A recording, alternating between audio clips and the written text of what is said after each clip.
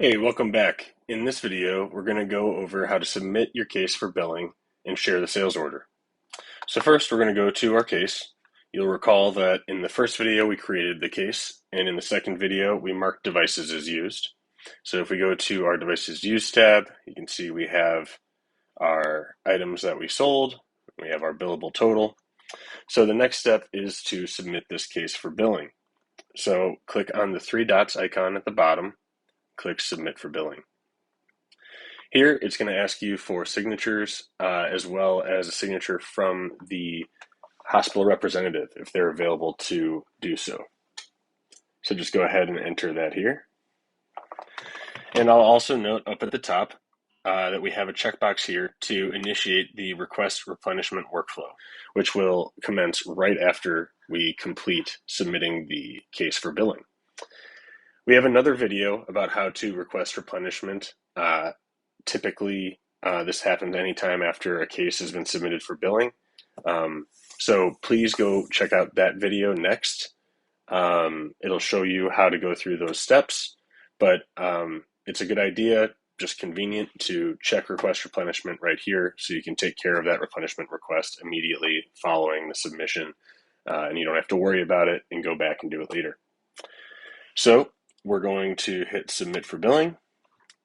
So our case has been submitted for billing, and you'll notice that the status of our case changed from open to pending PO.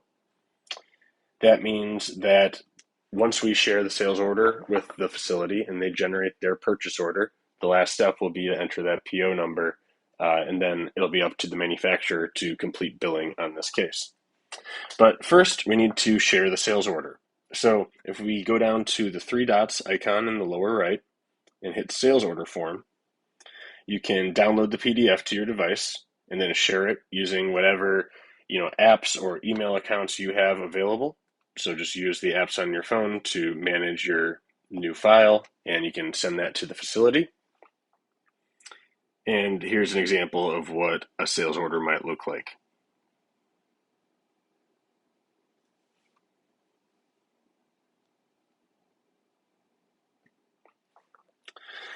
You also then can download a PDF similarly with no prices included, and then also one with no replenishment address.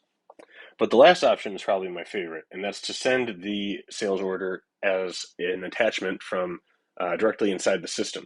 So we're going to hit send as email attachment, and here you can modify the emails that are populating here. You can also select different ones from the emails that have been added to the facility in the directory. You can modify all of these fields. So the subject, even the body of the email. You can copy other email addresses. So if you need to enter your manufacturer so that they're copied on this email, that's an option that you have.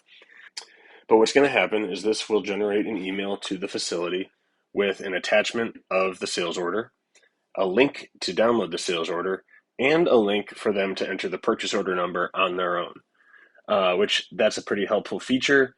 Facilities don't always use it. It kind of depends on their own internal workflow. But this gives the facility a few options and delivers the sales order in a nice, neat package directly to their email account. So once you've modified all of the info here and it looks good to you, you can hit send, and that will go ahead and send the email. So now, like I mentioned, now that we've shared the sales order and the facility has it, you can go ahead and share it with any other stakeholders that might need it, like representatives from your manufacturer. But the next step will be to obtain the purchase order number and add the PO number to this case. And we'll be covering that in the next video, so definitely come back and tune in for that.